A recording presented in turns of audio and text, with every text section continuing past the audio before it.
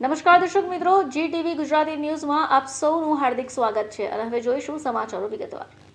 શહેરના ડુમસ રોડ ઉપર આવેલી પ્રાચીન નગરી ખાતે આજે માનવતા અને મંગલ ભાવનાનો Triveni Sangam રચાયો। Yashvi foundation charitable trust આયોજિત તૃતીય સમૂહ લગ્નના ભાગરૂપે આજે 101 પિતા વિહોણીન જરૂરિયાતમંદ દીકરીઓ માટે ભવ્ય મહેંદી રસમ કાર્યક્રમ યોજ્યો હતો।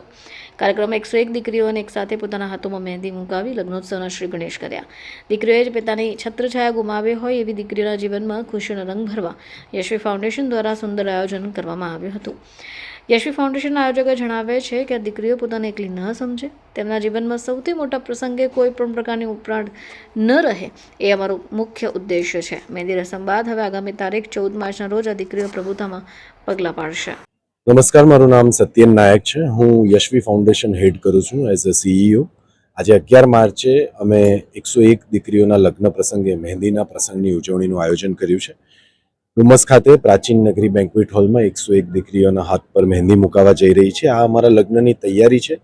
યશવીના અમારા ચેરમેન પરેશભાઈ ખંડેલવાલનું સપનું હતું કે જરૂરતમંદ અને પિતા વિહોણી દીકરીઓનો પરિવાર એ યશવી પરિવાર બને અને આ જ પ્રસંગની તૈયારીના ભાગરૂપે આજે મહેંદી છે અને 14 માર્ચે ડુમ્મસ પર જ રાજઘરાના વેડિંગ લોન્સમાં અમે તડામાર તૈયારી કરી દીધી છે। લગ્નનું આયોજન છે।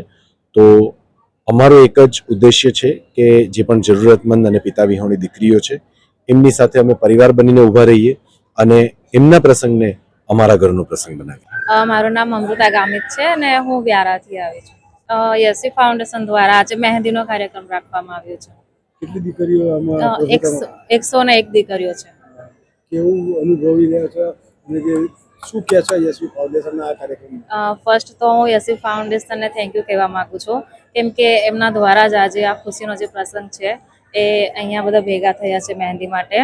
મેં તો ક્યારેય વિચાર્યું ન હતું, કેમ કે મારા પરિવારમાં મારા મમ્મી એકલા જ છે, તો આટલું બધું પોસિબલ જ ન હતું એમ કે મારા લગ્ન મતલબ આવી રીતે આટલા સરસ રીતે થશે એમ, પણ આજે યશવી દ્વારા જ પોસિબલ થયું છે। આજે તો એની ખુશી એમ હું એક્સપ્લેન નહીં કરી શકું, એટલી બધી કંઈક ખુશી અલગ જ છે।